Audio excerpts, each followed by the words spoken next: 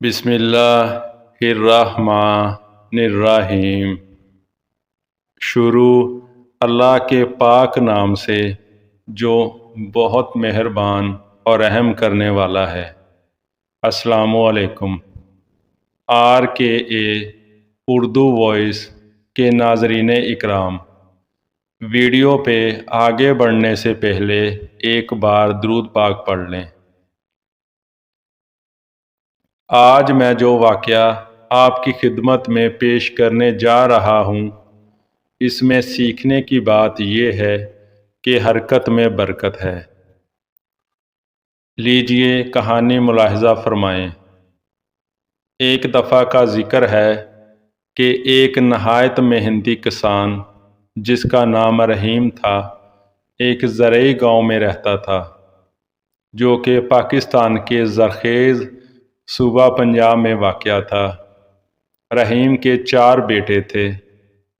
ان کے نام تھے اکبر، اصغر، ناصر اور بابر، جو کہ چاروں میں سب سے چھوٹا تھا۔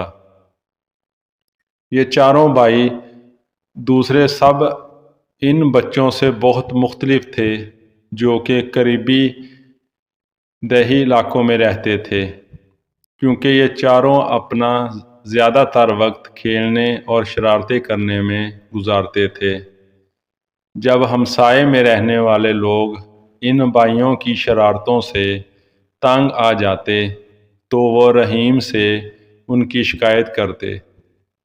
تب وہ سب شرارتی بھائی بھولے بھالے بن جاتے اور وعدے پر قائم رہنے کا ارادہ کیے بغیر ہمسایوں سے معافی بھی مانگ لیتے۔ گاؤں میں ایک پرائمری اسکول تھا۔ رحیم نے اپنے چاروں بیٹوں کو وہاں اس امید میں داخل کرا دیا کہ ان کے اندر کوئی نظم و ضبط قائم ہوگا، مگر یہ سب بھائی روزانہ اسکول بہت دیر سے جاتے اور استاد خواہ کتنی دفعہ ڈانٹ ڈپٹ کرتے مگر وہ اپنے طور طریقے نہ بدلتے۔ رحیم بہت ہی نرم دل انسان تھا اور اس نے کبھی اپنے بیٹوں کے ساتھ سخت کلامی نہیں کی، بلکہ وہ ان کے پاس بیٹھ جاتا اور ان کو دلائل دے کر سمجھانے کی کوشش کرتا۔ پیارے بیٹو، رحم دل والد نے ایک دن بہت پیار سے کہا، تم لوگ ابھی بہت کم سن ہو اور اپنا تمام وقت کھیل کود میں گزارتے ہو، لیکن اگر تم نے اس عمر میں محنت کرنا نہ سیکھا تو جب تم لوگ بڑے ہو جاؤ گے تو کچھ بھی کرنے کے قابل نہیں ہوگے۔ سب بیٹے یک زبان ہو کر بڑے خوش اور جوش سے کہتے، ابا جان، آپ بالکل فکر نہ کریں، ہم بہت جلد سب کچھ سیکھ لیں گے، ہم وعدہ کرتے ہیں۔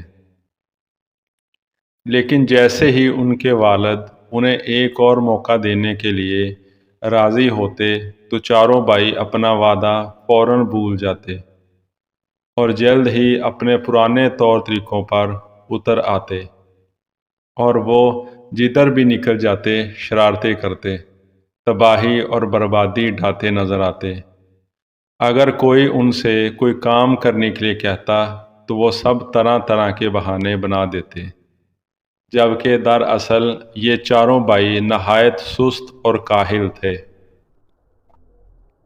پھر اسی طرح دن، مہینے اور سال گزر گئے اور یہ چاروں بڑھ کر جوان ہو گئے۔ انہوں نے پڑھنا لکھنا بالکل نہ سیکھا اور نہ ہی انہوں نے کھیت پر کوئی کام والد کی مدد کے لیے کیا۔ وہ ہمیشہ ایک دوسروں کو اپنے من گھڑت فضول باتوں اور مشکلات کے لیے الزام دیتے رہتے، اور ان میں سے کسی ایک نے بھی کبھی ایک دفعہ بھی اپنے برے طور طریقے کے لیے اپنی ذمہ داری قبول نہیں کی۔ آخر رحیم ایک ضعیف اور بوڑھا آدمی ہو گیا، مگر وہ پھر بھی کھیت پر سارا دن خود اکیلا ہی کام کرنے پر مجبور تھا۔ یہ کام ایک بوڑھے آدمی کے لیے بہت محنت کا تھا، اور رحیم کو وہ دن بہت مشکل لگنے لگے تھے۔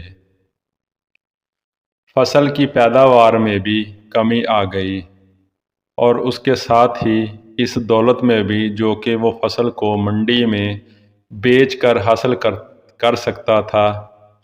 رحیم اور اس کی بیوی اپنے مستقبل کے بارے میں بہت پریشان تھے، مگر وہ چاروں بھائی ان واقعات کے بارے میں بالکل بھی پریشان نہ ہوتے تھے۔ کبھی کبھار وہ کھیت میں اپنے والد کی مدد کرنے چلے جاتے، لیکن زیادہ تر اپنے بچاؤ کی خاطر بہانے بناتے رہتے۔ وہ تمام دن صرف نکمے بیٹھے رہتے، کھاتے پیتے اور آرام سے سوتے۔ اگر کبھی کوئی اکبر سے کہتا کہ وہ کھیت پر جا کر اپنے والد کی مدد کرے، تو وہ کہتا کہ دوسرے تینوں میں سے کوئی جا کر مدد کرے، کیونکہ میرے تو سر میں درد ہے، وغیرہ وغیرہ۔ اس طرح ہر ایک بھائی کو جب بھی کوئی کام کرنے کو کہتا تو وہ اسی قسم کا بہانہ بنا دیتا، اور ان میں سے ہر ایک اپنے دوسرے بھائیوں میں سے کسی ایک کو وہ کام کرنے کے لیے پیش کر دیتا۔ پھر ایک وقت ایسا آیا کہ رحیم واقعی اس قدر ضعیف اور بیمار ہو گیا کہ کوئی کام کرنے کے قابل نہیں رہا، اور اس نے حقیقت میں یہ محسوس کیا کہ وہ زیادہ دیر تک زندہ نہیں رہ سکے گا۔ رحم دل باپ اپنے ناکارہ بیٹوں کے بارے میں بہت فکر مند ہو گیا، اور اس کے دماغ کو بہت سے مشکل سوالات نے گھیر لیا۔ اسے یہ نہیں معلوم تھا کہ جب وہ نہیں ہوگا تو ان کا کیا ہوگا۔ انہوں نے کوئی ہنر نہیں سیکھا تھا، اس لیے وہ اپنے لیے روزی کیسے مہیا کر سکیں گے۔ ان کے برے اعمال کے باوجود رحیم اپنے بیٹوں کو دل سے چاہتا تھا اور ان کی مدد کرنا چاہتا تھا۔ اس لیے وہ بیچارہ ضعیف آدمی بہت ہی غور سے یہ سوچنے لگا کہ کیا کیا جائے۔ بہت دیر غور کرنے کے بعد رحیم کو ایک منصوبہ سمجھ میں آیا، جس کے بارے میں اس نے خیال کیا کہ شاید وہ کارآمد ہو سکے۔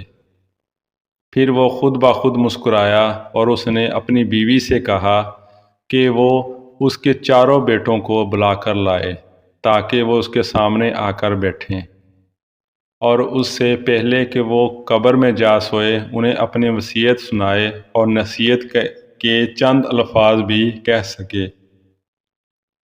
رحیم کی بیوی یہ سن کر بہت پریشان ہو گئی، کیونکہ وہ اپنے خاوند کو بہت چاہتی تھی۔ بہرحال اس نے اپنے بیٹوں کو بلایا اور انہیں ان کے والد کی خواہش کے بارے میں بتایا۔ چاروں بھائی کو اس بات کا بہت صدمہ ہوا کہ ان کا باپ فوت ہو جائے گا۔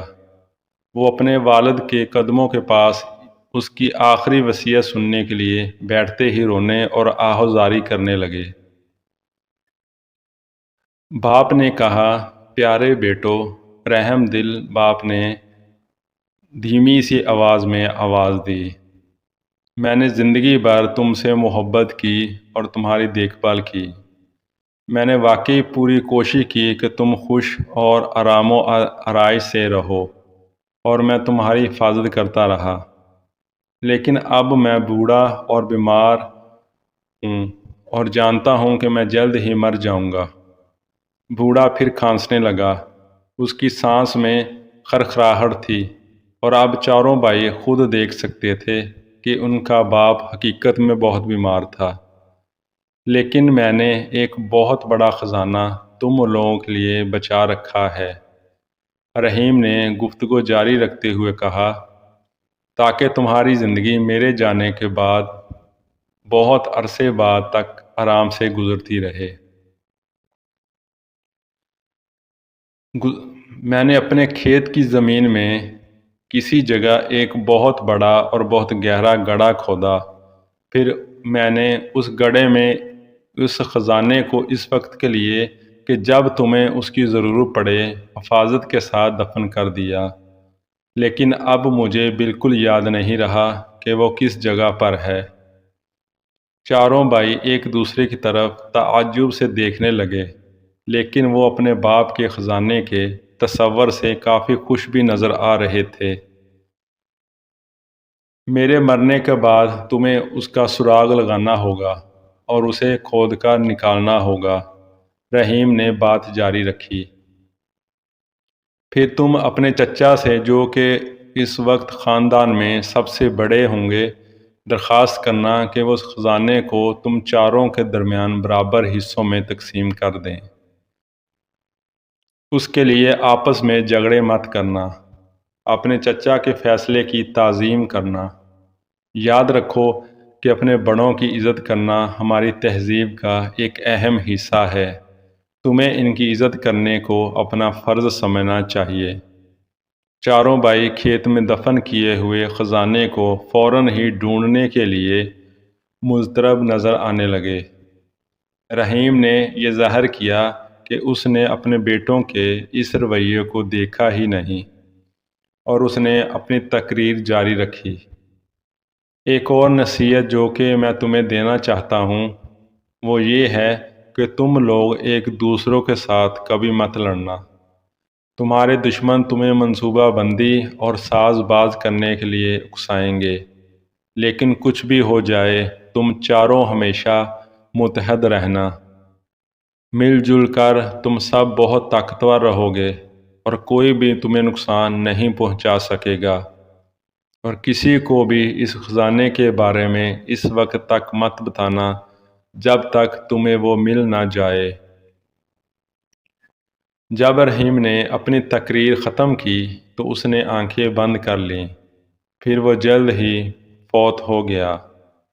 اپنے والد کے جنازے اور تدفین کے بعد ان بھائیوں نے اپنے کھیت کے دوسرے سرے سے کھودنے کا فیصلہ کیا۔ انہوں نے اب تک اپنی زندگی بہت سستی، کاہلی، آراموں اور آسائش میں گزاری تھی، اس لیے کھیت کے تھوڑے سے حصے کو کھودنا بھی ان کے لیے بہت مشکل تھا۔ سست اور کاہل سب بھائی جلد ہی ہار کر گھر پر آرام کرنے کے لیے چل دیے۔ اگلے دن پھر ایسا ہی کیا، پھر اسے اگلے دن اور اس سے بھی اگلے دن ایسے ہی کرتے رہے، یہاں تک کہ آہستہ آہستہ مگر یقیناً کھیت کا زیادہ تر حصہ بھائیوں نے کھود ہی لیا۔ ان کو اسی طرح کام کرتے مہینہ بھر اور گزر گیا، مگر انہیں دفن کیا ہوا خزانہ نہیں ملا۔ وہ کسی اور سے اس کا ذکر بھی نہیں کرنا چاہتے تھے اور نہ ہی کسی کی مدد لینا چاہتے تھے، کیونکہ وہ اس خزانے میں کسی اور کو حصہ دار نہیں بنانا چاہتے تھے۔ وہ سب کھدائی کرتے کرتے بہت تھک گئے تھے، مگر ان میں سے کوئی بھی اس خزانے کو چھوڑنا نہیں چاہتا تھا۔ آخر کار بھائیوں نے غور کیا کہ انہوں نے پورا کھیت کھود ڈالا ہے، لیکن خزانے کا کوئی سراغ نہیں ملا۔ تب انہوں نے خیال کیا کہ ان کے باپ نے خزانہ بہت ہی گہرا دفن کیا ہوگا، اس لیے انہوں نے اور بھی زیادہ گہرا کھودنے کا فیصلہ کر لیا۔ ایک اور مہینہ گزر گیا، مگر دفن کیے ہوئے خزانے کا کوئی نشان بھی نہیں تھا۔ سارا کھیت اب پوری طرح نیچے سے اوپر ہو چکا تھا، اور ہمسائے بھی ان بھائیوں کی محنت پر رشک کرنے لگے تھے۔ آخر کار چاروں بھائیوں نے دفن کیے ہوئے خزانے کو کبھی بھی پا لینے کے خیال کو ترک کر دیا، مگر یہ دیکھ کر کہ انہوں نے کھیت کو اتنی اچھی طرح تیار کر لیا تھا، اس لیے انہوں نے وہاں پر اس موسم میں گیہوں کی کاشت کرنے کا فیصلہ کر لیا۔ جب فصل کاٹنے کا زمانہ آیا تو اس کھیت میں بہت اعلیٰ درجے کا اور بہت مقدار میں گندم پیدا ہوا، جس کو وہ سب بھائی منڈی میں لے گئے اور اسے ہزاروں روپے میں فروخت کر دیا۔ اپنے والد کی نصیحت پر چلتے ہوئے سب بھائی اپنی کمائی ہوئی دولت کو اپنے چچا کے پاس لے گئے اور ان سے اس رقم کو چاروں میں برابر تقسیم کرنے کی درخواست کی۔ ان کے چچا چاروں بھائیوں پر فخر کرنے لگے اور بولے، شاباش میرے بھتیجو، تم نے آخر کار یہ ثابت کر دیا کہ تم میرے محنتی بھائی رحیم کے محنتی بیٹے ہو۔ یہ کھیت جو میرا بھائی تمہارے لیے چھوڑ گیا ہے وہ خود ہی ایک خزانہ ہے، اور اگر تم اس طرح محنت کرتے رہو گے تو تم اس کا ہمیشہ انعام پاتے رہو گے۔ اگلے سال چاروں بھائیوں نے محنت کر کے پھر گندم کی کاشت کی۔ اس دفعہ پیداوار پہلے سے بھی بڑھ کر ہوئی، اور جب انہوں نے یہ گندم منڈی میں فروخت کی تو انہوں نے پہلے سے بھی زیادہ رقم بنائی۔ کچھ سال تک اسی طرح کام کرنے کے بعد چاروں بھائی کافی امیر ہو گئے اور اپنے کام میں بھی خوش رہنے لگے۔ آخر کار یہ واضح ہو گیا کہ اکبر، اصغر، ناصر اور بابر نے دفن کیے ہوئے خزانے کے معمے کو حل کر لیا کہ اصل خزانہ تو محنت اور تربیتی نظام کا صلہ تھا۔ چاروں بھائی اپنے والد کی ہوشیاری اور دور بینی پر فخر کرتے تھے، کیونکہ صرف وہی تھا کہ جس نے ان کو محنت، نظم و ضبط، اتحاد اور اپنے بڑوں کی تعظیم کی فضیلت کا سبق دیا تھا۔ تو دوستو، اللہ تعالی ہم سب کا حامی و ناصر رہے، آمین۔